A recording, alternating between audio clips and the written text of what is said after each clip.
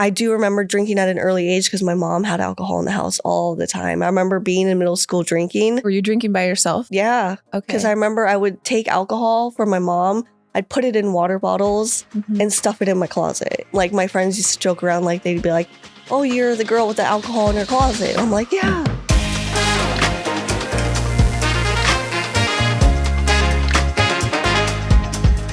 Hi, everyone, and welcome to Recovery Cast. This is the podcast where we share real and authentic stories about mental health and addiction recovery. I'm Brittany Baynard, and today our guest Caitlyn is here with us. Thanks so much for joining. Thank you for having me. Caitlyn is an online mental health and sobriety advocate who's walked through addiction, bipolar disorder, and eating disorder, and the grief of losing both her adoptive parents. After surviving relapse, divorce, and toxic relationships, she has rebuilt her life through recovery, fitness, and self-compassion. Today, she shares her journey with honesty and hope, showing that healing isn't about perfection, it's about persistence. Caitlyn, welcome to the podcast. We're very happy to have you here. And before we dive into your story, if there's something that people are watching could grab from this, what would that be?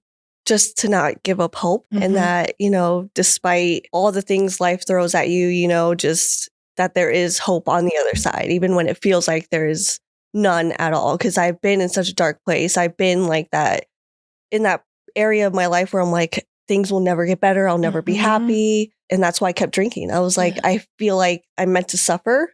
So that's why I drank. I was like, I feel like I'm just not meant to be happy. It was just rough for a long time.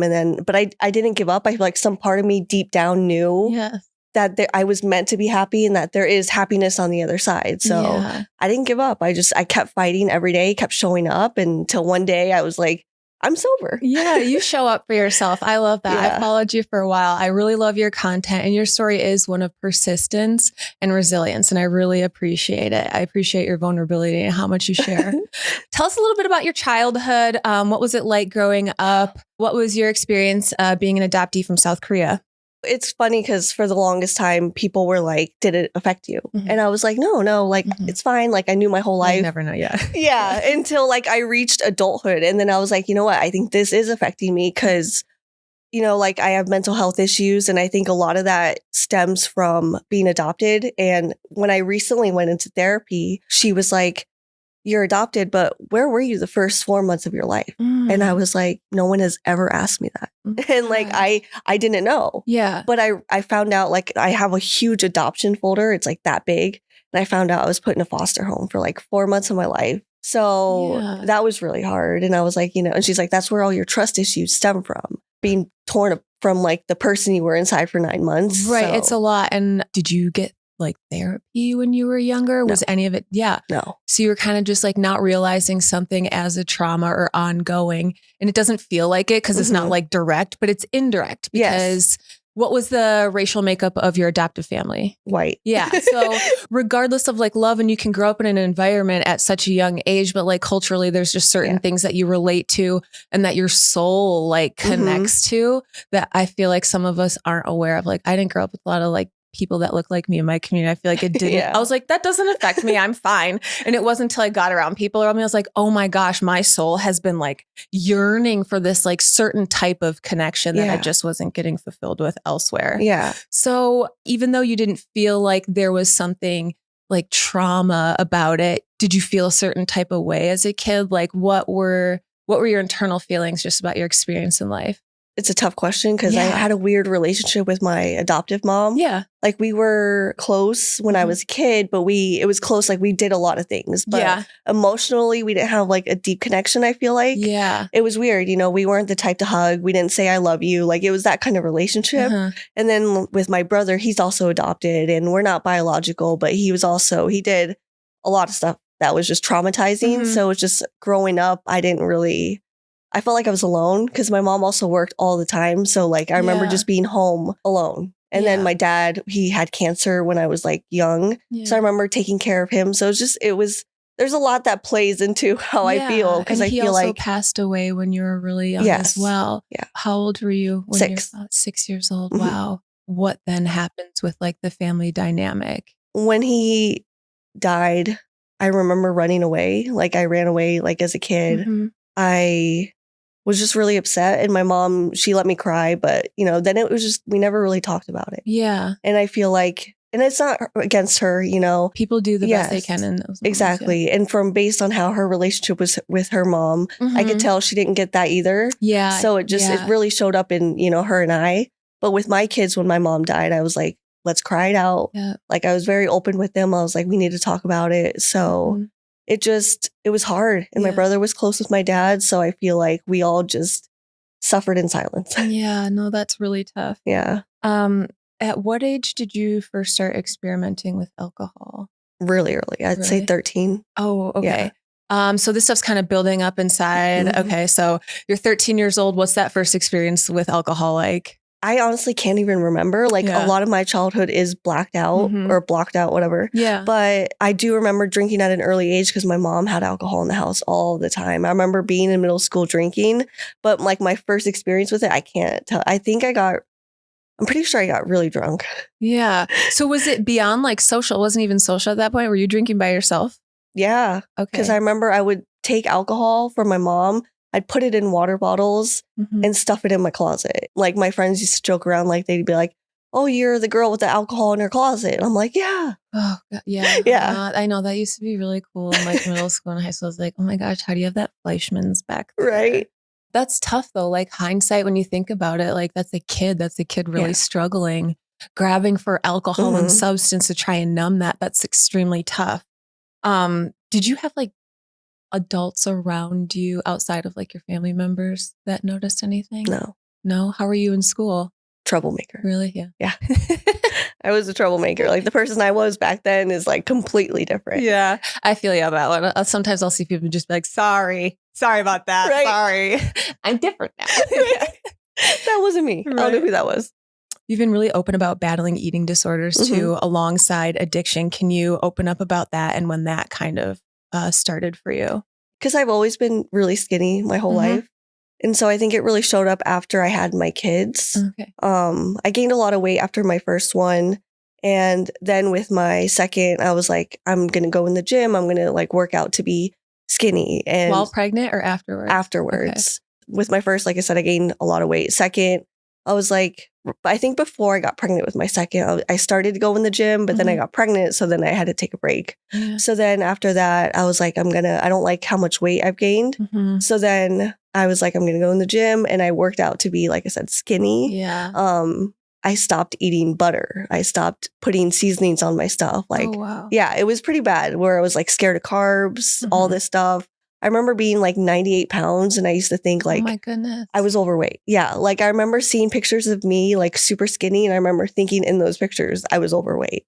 Wow. Like it was really bad. Yeah. How old were you when you had your first child? 18. 18. Yeah. At that time, were you still struggling with alcoholism?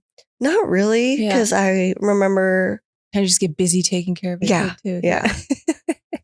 Yes. Yeah. So and then, so after you have your first child, what then, so you like, are you taking a break? Is your alcoholism kind of like slowing down? How does it then progress to something where you're like, this needs to stop. This is like, this is too much. So with my first and my second, I feel like I didn't really have too many issues just because I had them back to back. Yeah. So it was when I had my third that it like started up again and it got really bad because I was having issues with their dad. Okay, and it was just, we split up and it was a really nasty breakup. And I remember drinking all the time. And it got to the point where I even moved out of the house and I was just drinking all the time. I remember living with my friend at the time and I was just drinking all day, like every day.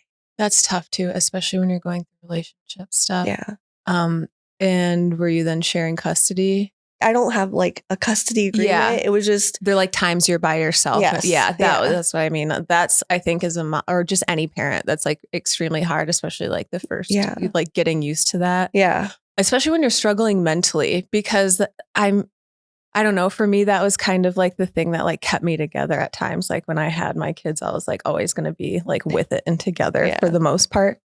So alongside with dealing with alcohol and eating disorder, then you're also diagnosed with borderline personality disorder. How is all of that like affecting your day-to-day life? And also, is that something you noticed, or you're going in and they're like, I think this might be something you're struggling with? Yeah. I've always felt like something was off about me my whole life, just because I have really bad mood swings. And so I remember I was like, I need to go see a psychiatrist. Yeah. And so I talked to her about how I was feeling, like all the things I go through. She's like, you know what? It sounds like you have BPD. And I was like, okay. And so then I dealt with that, tried to get on medication, and it didn't really work. I remember getting sick from the medication, so I stopped taking it. Yeah. So it's hard though. It shows up. And sometimes I'm like, I go through periods where I'm like, maybe I don't have it. I feel normal again. But then things happen. I'm like, nope, I have it. Yeah. So When you were talking to the clinician, what were some of the things that came up or that they said to you that were like, I think this is attributing to the borderline personality disorder? Just trauma. Yeah. And, all the things that like, I told her, I was like, I have really bad mood swings. I self-harm, the drinking, there's just a lot of it, but it just stems from all the trauma and all the stuff that I've been through. Because I think that's the thing with borderline is that it's not genetics. You get it from trauma. So after you had your third child, it starts to pick up a bit. What is the day-to-day like when you're struggling then? Oh man, that was rough. I remember I was drinking, and after my third child, when I was going through it, I started, because when I self-harmed, I used to always, cut. Yeah. When did you start doing that? When I was in middle school. Okay. Yeah. And so after my third, I stopped cutting myself and I started hitting myself. Okay. So I remember I would bruise myself. I remember I have a picture of myself with a black eye. I did that to myself, like I would punch myself. It was really bad. And it's just when alcohol is involved with my mental health, that's the kind of stuff I would do. When it comes to the separate things of eating disorder and self-harm, hindsight, outside of like the trauma, do you know what some of the triggers in those moments that you were dealing with? I really don't know. Yeah. I mean, honest, dating also was a huge factor in it. I get attached real easily. And so I remember after my third, I started like kind of seeing this guy, and it didn't end well. And that's when I was also like hurting myself. I don't know. It's not because I want him to stay or anything. No, it's a thing of acceptance. Yeah. Like it's not that person specifically. Like if it's not this person, I would have done it with this person that I would have fallen for. Yeah. And it's not until you're outside of that where you realize like it wasn't that person specifically, but like I latched onto that and that was just going to be the bad Yes. So how long did this progress then after your third until you're like, I just don't want to do this anymore? I had my third in 2016, and I got sober in 2021. Oh, nice. So it was just, but between all those years, it was really bad. Like my drinking was so bad. Are you able to like keep a job or are the people around? No, I lost 2 jobs. I lost 1 job due to my drinking. I almost lost another job, which if my managers at the second job weren't like some of my closest friends, I definitely would have been fired because I got sent home because I was blackout drunk, messed up every table's order. Really? So bad that my friend had to come in and like fix everything. I guess it's a lot to want to stop in those moments too, because you're sitting there dealing with like embarrassment and shame, but like you have those because like it's too much to deal with this stuff if I stop doing these. Yes. Yeah. So it's 2021.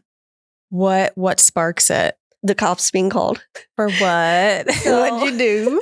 I didn't do anything. This was a month after I had my 4th kid. Her dad and I would drink a lot and we'd get the cops called because we would fight.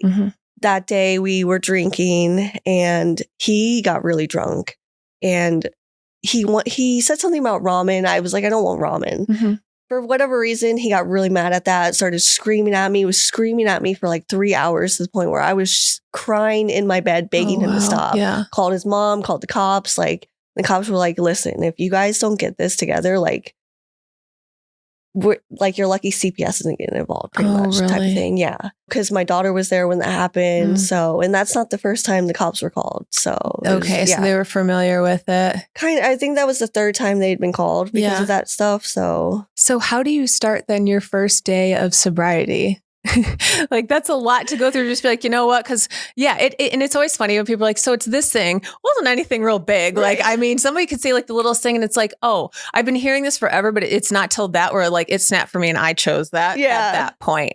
So what does day one look like for you? Like it wasn't day one that I feel like was the hard part. I feel like it was the days after that because the first day I was like, I was still traumatized from that. I was like, you know what? Like, that's fine. Like I need to stop drinking. I'm tired of this. Like if I want a relationship with her dad, like I just need to stop. But it was definitely like the days later where I'm like, I miss it. And it was hard. Yeah. It's hard finding things to like fill your time with stuff when it's like, my head's going places.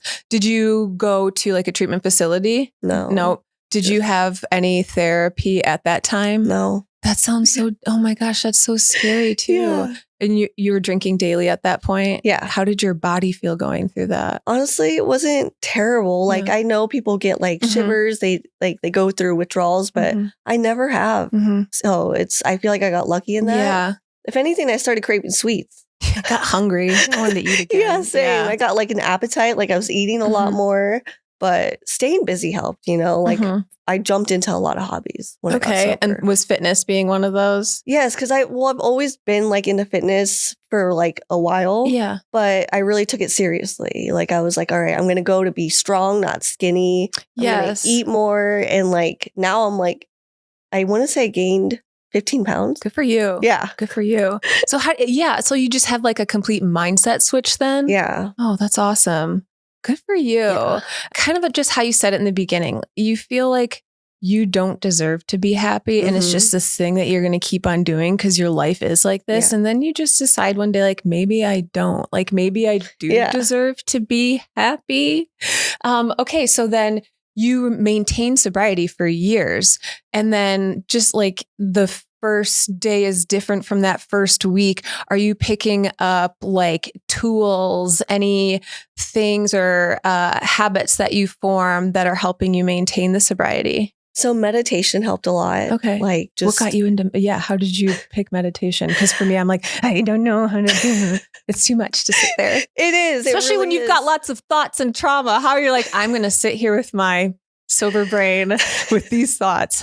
Trust me. That's a lot to take on. It is. It's hard. Yeah. But once like, you just have to kind of keep showing up and doing it. And then it's like when you have that breakthrough meditation session, you're like, wow, this is amazing. I can do it. Yeah. I literally tell people, I'm like, meditation is like the key to so many things. Oh, that's awesome. Just like practicing breath work really helps, like calms you down, even just like day to day, like things like you're at the grocery store, someone makes you mad. Like just breathe. You crash. Oh, you breathe. Okay. You don't crash in. Okay. Got it. Just making sure. No, I'm going to breathe. Right. And then with that, like, did you have to do environmental changes, like relationships, stuff like that? Like, how do you change then your day-to-day life of outside factors other than the things you can control? So I stopped going out for a long time. Yeah. Because all my friends drank and I was like, I can't be around that. Like it's too soon. Yeah. So I did stop and I feel like a lot of friends, people stopped inviting me out. Yeah. But then, and it hurt. But then I was like, you know what? They weren't my friends in the first place. Yeah. It hurts because you're like, it's like the FOMO of it. But then it's like, I mean, really that person, like we weren't really hanging out to do anything other than take shots anyways. Exactly. You've opened up about being in a bit of a toxic marriage that was fueled by substances and a lot of maybe untreated stuff. And it eventually ended. Yes. How did that experience like impact your commitment to your sobriety? It was hard. Yeah. It was a struggle, especially because, so what had happened was he had addiction issues too. You know, he was sober from meth. He was sober from alcohol, or so I thought. But he's mean when he's drunk. So I remember when we did our 1 year sobriety photo shoot, I had found out later on that he had drank and lied to me about it. So it was just kind of ongoing for years where he lied to me. That was hard to deal with. And I was like, I want to drink so bad because you're just mean, you know, like the harassment. I had to file like a restraining order against him. Were you guys both sober in the relationship at the same time or getting sober at the same time? So I thought we were. Yeah. But like entering into the relationship? No, we were drunk. Okay. That's how our relationship started, was drinking, because we started dating when COVID. So all we would do is drink. Cuffing season. Just the whole cuffing COVID, yeah. So we would drink all day, every day, fight, repeat the process the next day. Yeah. When did you decide to open up about your sobriety journey? Well, I've had TikTok since 2020. And then one day I decided to post like 1 month sober. Yeah. And then it got like a lot of likes and a lot of comments. So then I was like, you know what? This is kind of cool. Yeah. So then I think I just kind of kept doing it. And then I moved to Instagram. And then on Instagram, I would get a lot of likes too. And so I get messages and I was like, you know what? This is kind of cool. Like, in the first month, were you pretty outward with your recovery and sobriety? Yeah. Yeah. Yeah. Was it a lot to share that then with just all the people following you? Not really. No. I feel like which is weird because I'm a private person, like to everyone around me. Yeah. But with social media, I'm like an open book. Yeah. I don't know. It's cool. Interesting. You are. No, I love that. The thing I appreciate though is that you're very open with recovery and sobriety not being like a linear thing. And sometimes when I think about just like this whole people speaking to the masses about sobriety, I'm like, I feel like that puts a lot of pressure on people because I feel like for some, relapse is just a part of sobriety and it happens in different situations. Yours was not chosen. You were, if you want to explain the story about what happened earlier this year. Yeah. So I had gone to Seattle. I was at like this oyster bar. I was going to get some food and I was like, I saw that they had some NA beers on the menu. So I was like, okay, cool. Like I'll have an NA beer. They brought it out and I never noticed at first how they brought it out in a tap glass. So that should have been the first sign. I wasn't thinking about it. Yeah. I was just like, maybe they just poured it into this glass. So I took a sip and I was like, this tastes like, I know like non-alcoholic beer will taste like, I think I've had Guinness and that tastes just like a Guinness, like a non-alcoholic Guinness. So I was like, you know, this tastes pretty strong. Yeah. And that's when I was like, this is kind of weird. But then I was like, you know what? Maybe it's just, I'm in a different place. Maybe there's a little different. So I kept drinking it. And I remember texting my friends, like, I feel really weird right now. I was I think that this beer might be real beer. And so they're like, well, just stop drinking it. And I was like, no, maybe I'm just tired, you know? And so I kept drinking it. And then I had another. I talked to my therapist about this. She's like, there's a thing called relapse before you relapse. I don't know if she called it something. Yeah. But she's like, I think you relapse before you relapse. Because if I'm going to be honest, a month before I went to Seattle and relapsed, I bought a shooter. And I had it in my fridge. So I think in my mind, I was looking for something. So when this happened, I was like, this is the perfect opportunity. You're justifying in your head. Like, yes. Okay. Yeah. So I continued drinking. And by the second one, I was so drunk, I couldn't even walk. And I was like, yeah, this was real beer. And then I ended up taking shots with the people that were next to me. Cause I was like, you know what? If I'm already drunk, I'm just going to continue this. So.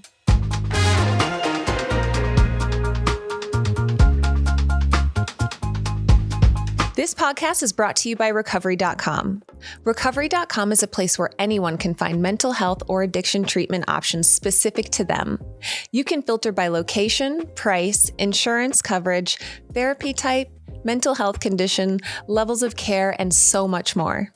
Recovery.com is the best place to find mental health or addiction treatment for anyone, anywhere. I remember like seeing that online too, and it brought me back to this time when I was serving, and it was my first week at this restaurant, and I hit the Long Island iced tea instead of the regular iced tea, and I literally just didn't even think about it that like the bar was going to give me my drinks, but like this one came out in like a glass one instead of this. But I was like, oh, maybe because it's just got like a special garnish on it.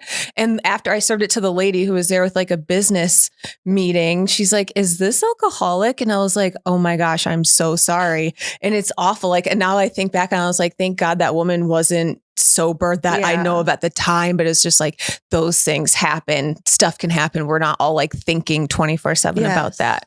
You said that you were having those feelings beforehand that maybe you were like soft launching or getting a little too comfortable, getting like the itch. Yeah. But previously there were, I feel like, a lot of really hard circumstances that you went through that you grabbed onto something that kept you from doing that. You had gone through divorce, also your mother passing. I am so sorry about that. What did you hang on to in the passing of your mother to keep you from drinking?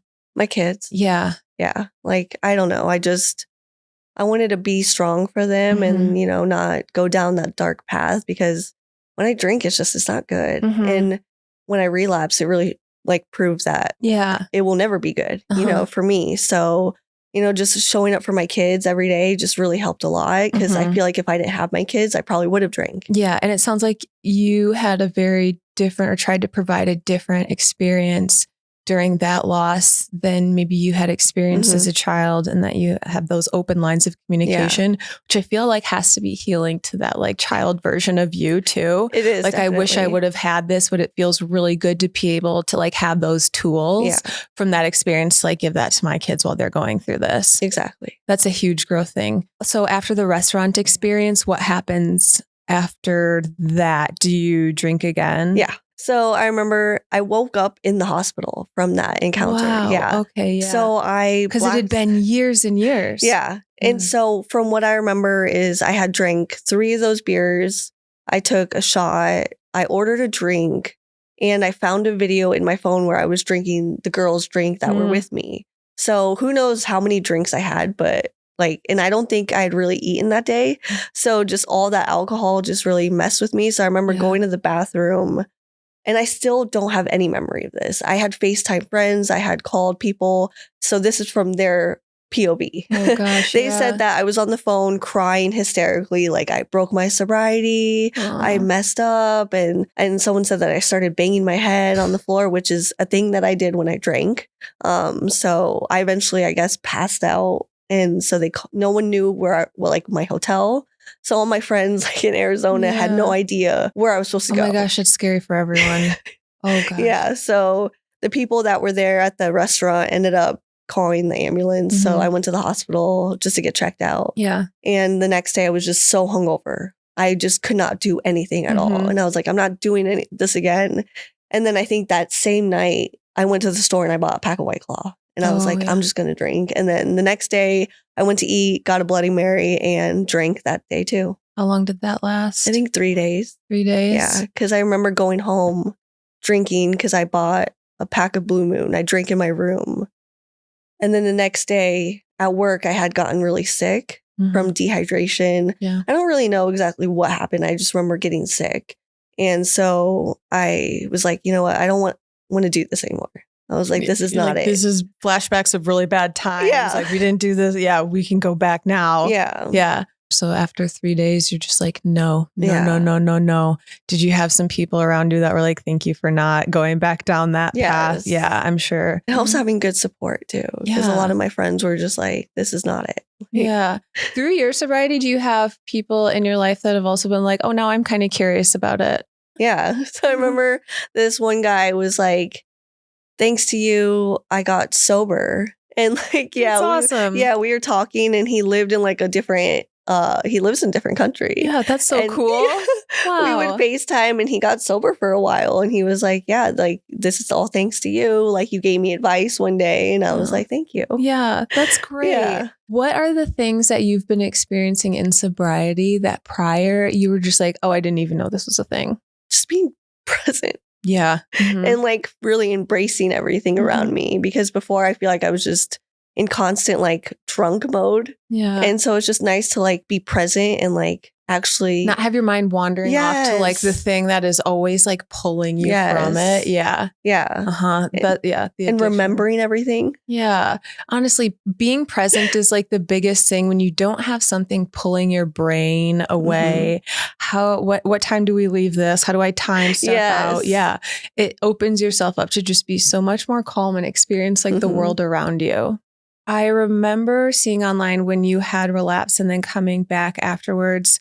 What was the feeling like going back on socials and kind of sharing that?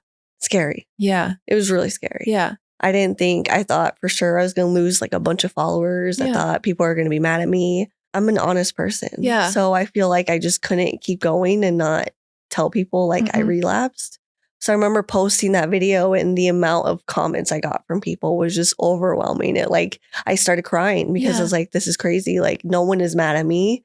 If anything, people are just so understanding. And because I posted that video on Instagram and TikTok, and they both got over 1 million views, I've had so many people reach out to me and say that they've gone through the same thing. Yeah. But they've suffered in silence because it's embarrassing. Right. And you feel like you're letting other people down, but I think it's great to share that because it's a very real part of recovery. Not every day is going to be perfect, and not everyone's journey is just like, right to the thing, and then it just stays there.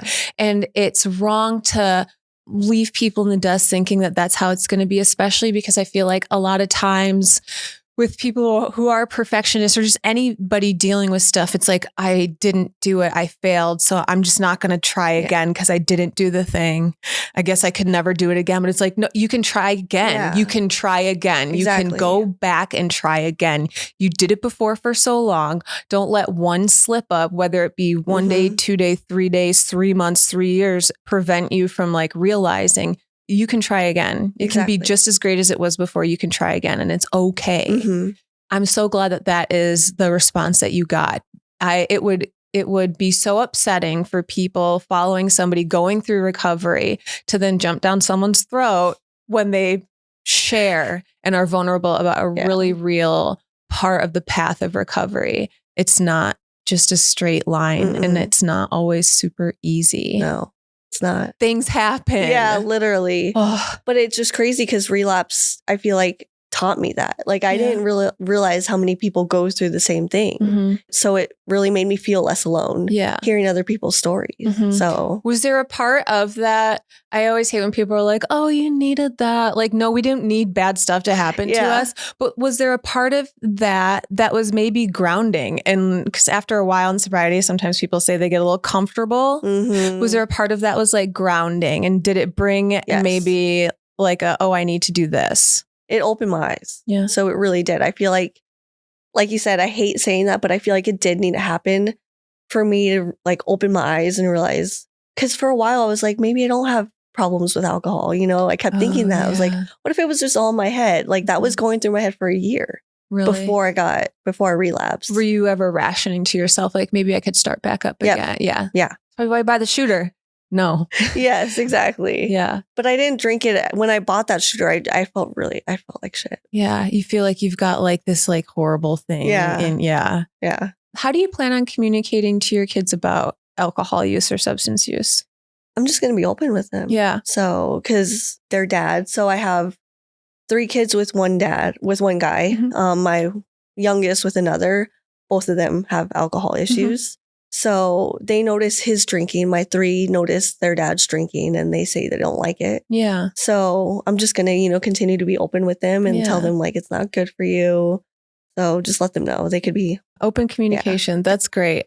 How does your eating disorder manifest today? I have really bad body dysmorphia. So some days I'll look at myself and I'm like, oh, I look too chubby, and then I'll look too skinny. And so on those days, I have to keep reminding myself, like, just to keep eating. Because some days I'm like, I just don't want to eat, like maybe I should just be skinny again. So it's just hard. And then, trying not to be scared of food. Yeah. So I notice that sometimes I'm still like a little scared to like eat certain things, like butter. I still get hesitant, I'm trying to be better at it, but I do notice it a lot. So I want to know if this is something that you dealt with too. So like, it was the first time I got pregnant. I don't remember if I dealt with it so much as the second one because I was aware, but I was like, why does no one talk to you about, like, I get that I'm going to gain weight and be pregnant, but I actually like had a really hard time with like the way my body looked as it was changing, and being paranoid. People couldn't tell that I was pregnant. And it was tough. I was like, why don't people talk about gaining weight? I was like, I'm pretty sure it's implied. I'm like, no, but like how your brain can like be so mean to you when you're pregnant.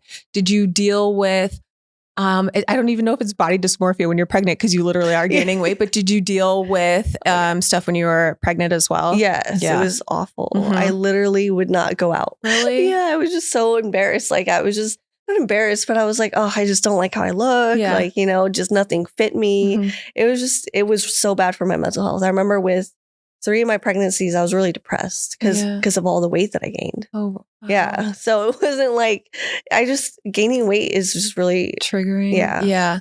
How do you reframe food then for yourself? I eat pretty healthy. Yeah. So I just try to eat as healthy as I can and remember a lot of what I find myself saying to myself daily is food is your friend. Mm-hmm. It's fuel. Yes. Food is fuel. Food is good for you. So I just have to keep telling myself that every day. Yeah. It is a daily reminder. Yeah. I struggle with I think more of just how things look on me. It's I just don't have an accurate perception of the way I look at any given time. And so I'll struggle with getting ready, like you were talking about during the days. And someone's you wore that outfit a week ago. It looks the exact same on you. Why would you feel any different? And I'm like, okay, yeah, but my brain doesn't work that way. We're not working logically up here. I know. And the way we see ourselves is different than how people see us. Uh-huh. Yeah. Yeah. They're like, no, well, then I'll take a picture. I was like, that's not any better. Right? Yeah. You're like, my brain doesn't see it that way. No. We got that spicy brain.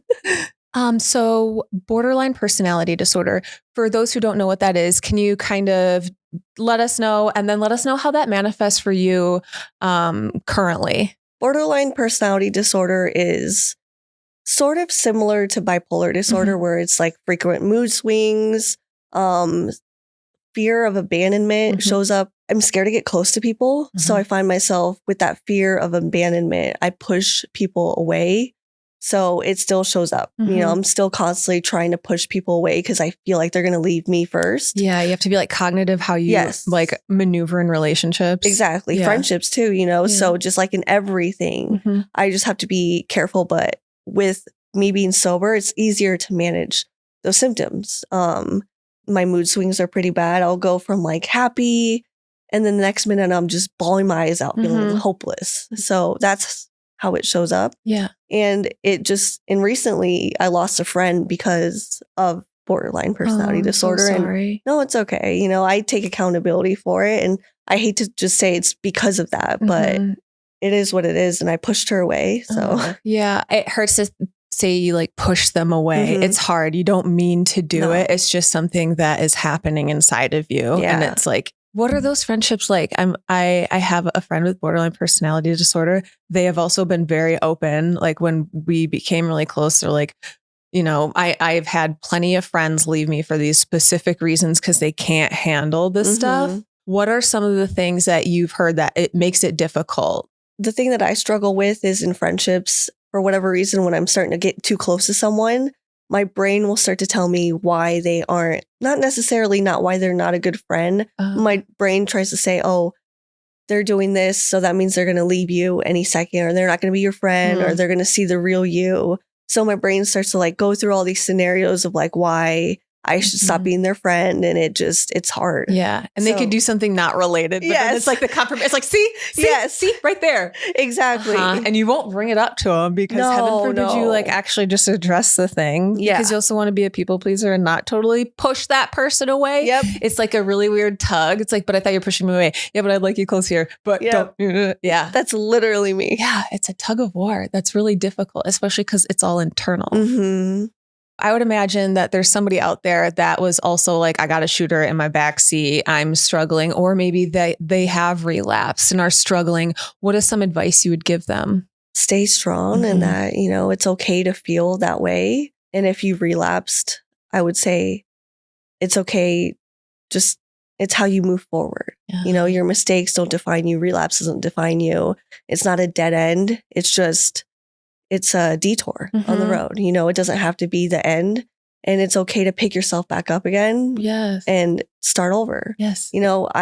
This isn't my first time relapsing. When I was trying to get sober for those first few years, I was sober for a month, and then I'd go back and drink again. And then it was just kind of continuous. So it's just about not giving up, and continuously moving forward. I appreciate hearing that, because it's there would be a month and then I go back. It's yeah, but what I'm hearing is you have this thing inside of you that wants the sobriety. Exactly. So you kept on trying, and that's great. Keep on trying. There's never going to be a day where you can't stop trying. Recovery isn't easy. Yeah. Especially when you're dealing with so many things.